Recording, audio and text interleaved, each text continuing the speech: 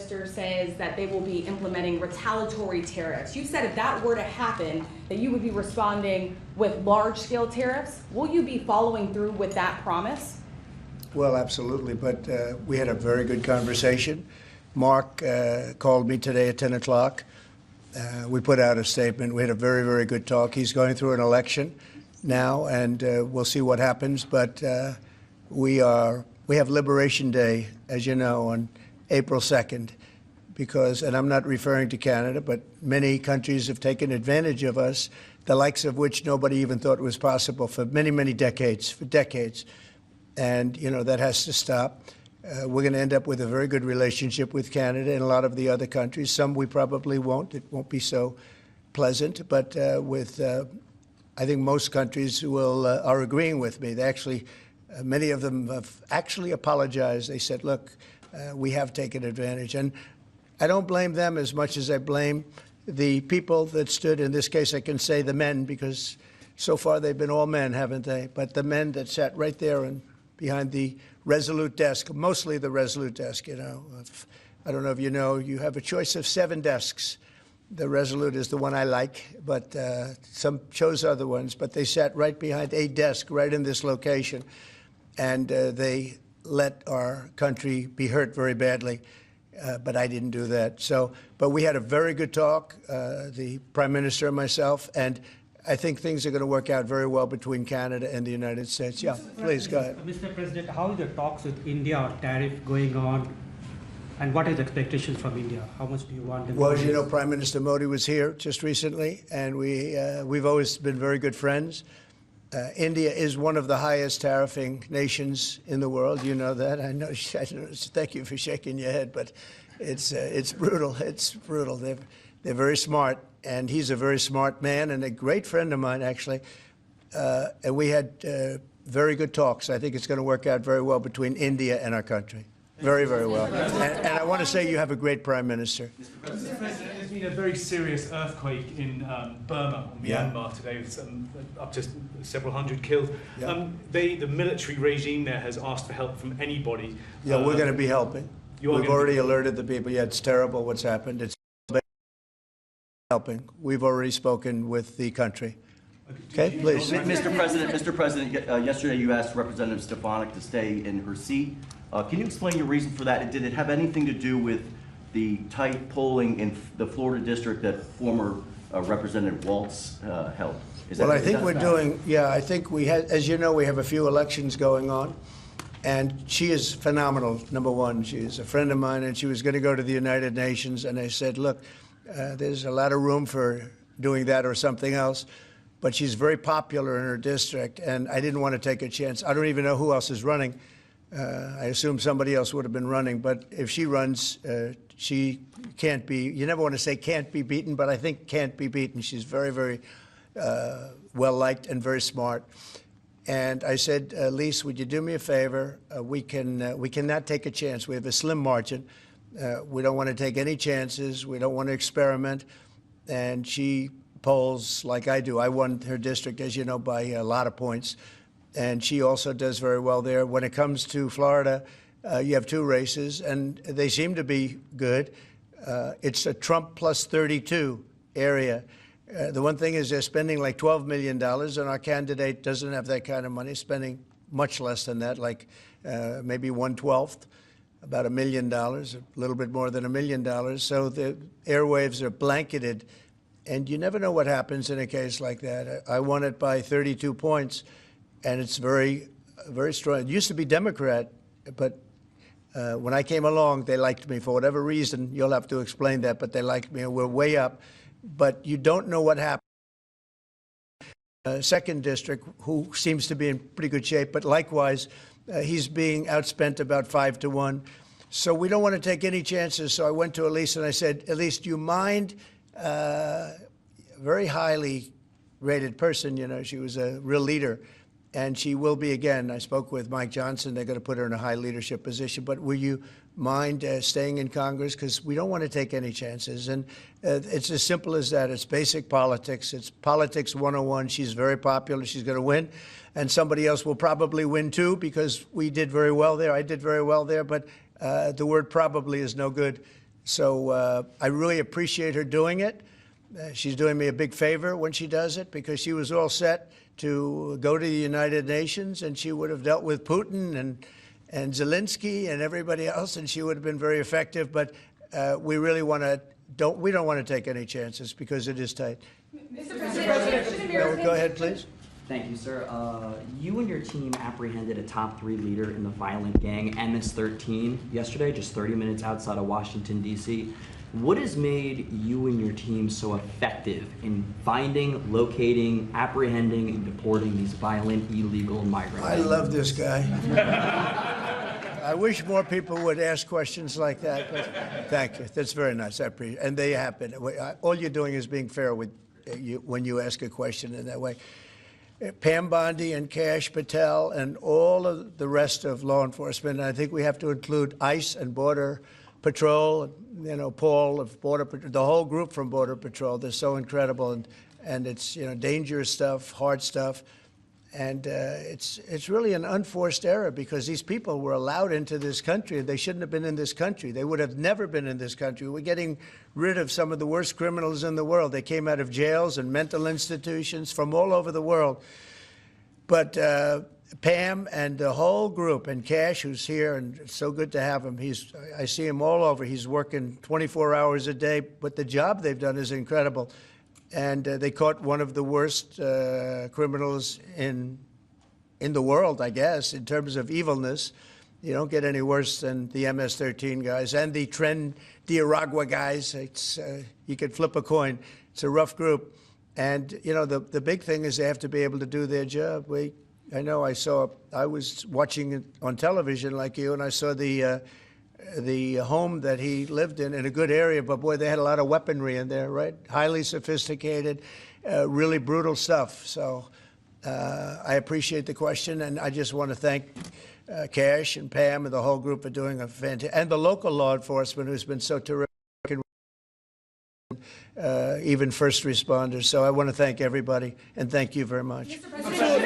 Mr. President, I want to say, first of all, happy Women's Month. You do so much for women by, first of all, keeping men out of women's sports, and you platform so many. That was an easy one. That was crazy. You've platformed so many great women, like your Chief of Staff, Susie Wiles. You also have Caroline Levitt doing a great job as press secretary. Now Alina will be joining as well. Since Democrats seem to struggle answering this question, I wanted to ask you, what is a woman, and why is it important that we understand the difference between men and women? Well, it's sort of easy to answer for me, because a woman is somebody that can have a baby under certain circumstances. She has a quality.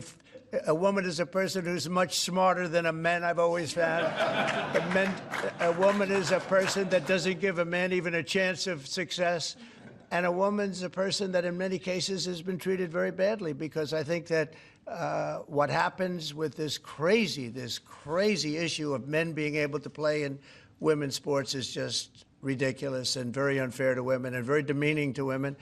And that's got to be about a 94%. I read today it was a 94% issue. And I watched the other day, a congressman, a Democrat congressman, fighting for the fact that men should be allowed to compete essentially in women's sports. And I say, I hope they keep that going, because they'll never win another election. That's a big deal. But women are basically incredible people, do so much for our country, and we love our women, and we're going to take care of our women. Yeah. Mr. President, what was your reason for pardoning Trevor Milton?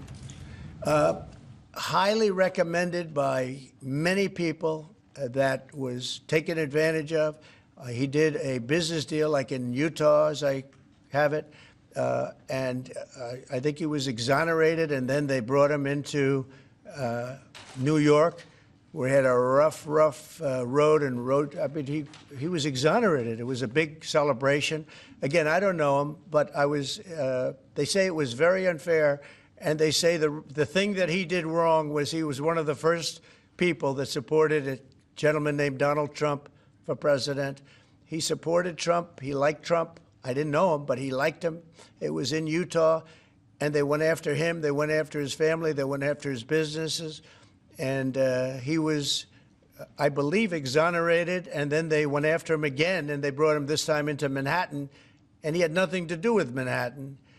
And they got him, And I said, that's unfair. There are many people like that. They support Trump, and they went after him. You don't realize this is a vicious group of people that were in this office before us. This is a vicious group. They're violent.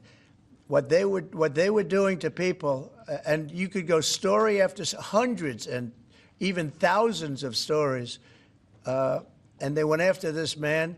And when I heard about it, I said, nope, not going to happen. They destroyed 5 years of his life. He fought for 5 years of his life, and he did nothing wrong. And he's a good person. And basically, I had these fantastic recommendations about him from people that you know very well, all top-of-the-line people. They thought it was a horrible thing. There are many such cases, by the way, many such cases. Mr. President, should Americans buy cars now if they want to avoid Please go higher ahead. prices? Thank you, Mr. President. Have you spoken with Vladimir Putin about buying weapons from Iran and from North Korea? Not about specifically that, no, I haven't. Well, that seems to be an issue that you want to make important is...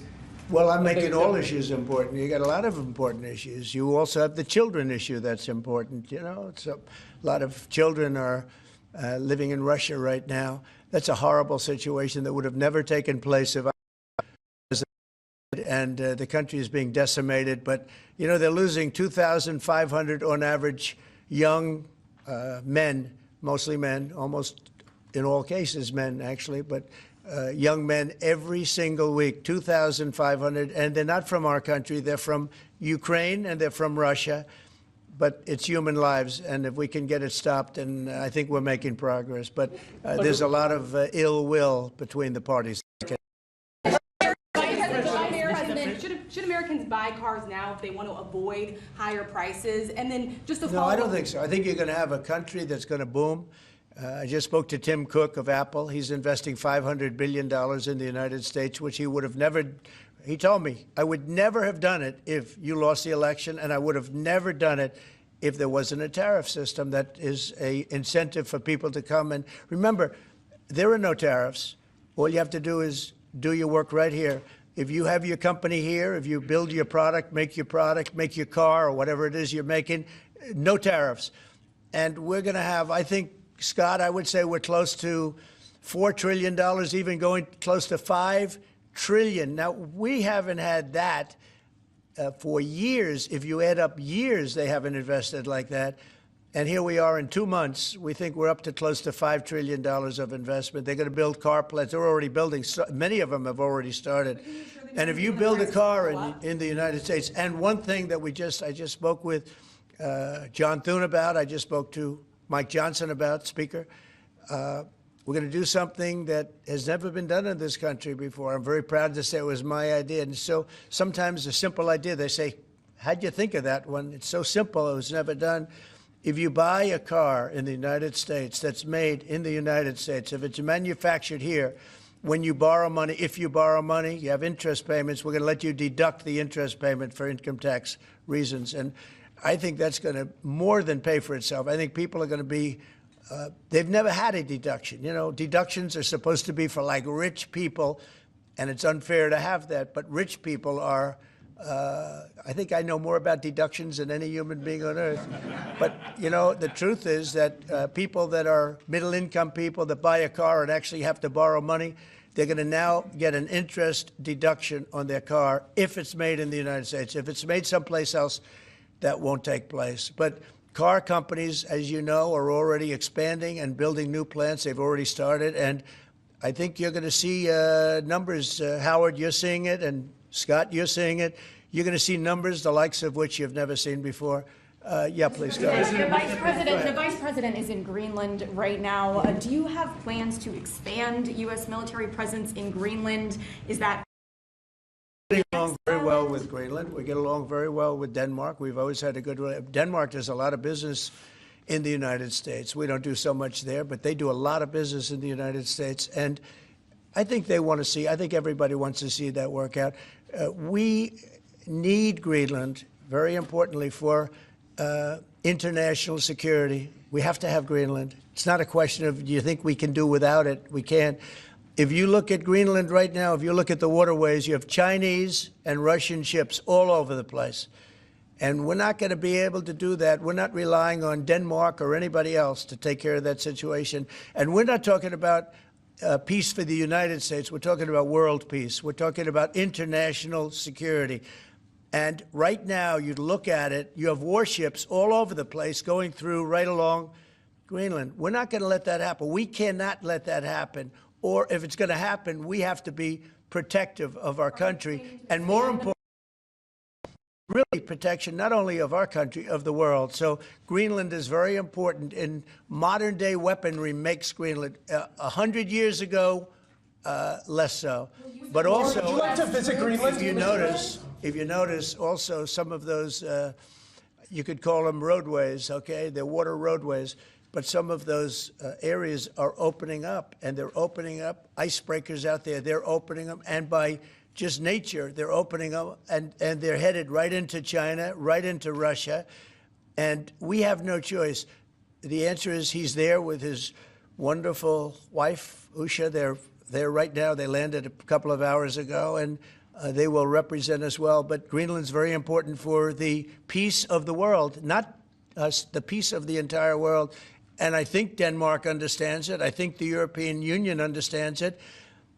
And if they don't, we're going to have to explain it to them. Would you like to visit? Would you like to visit Greenland, Mr. Iranian Trump? drones are President, attacking thank you, Mr. Ukraine every President. day. Let's say it.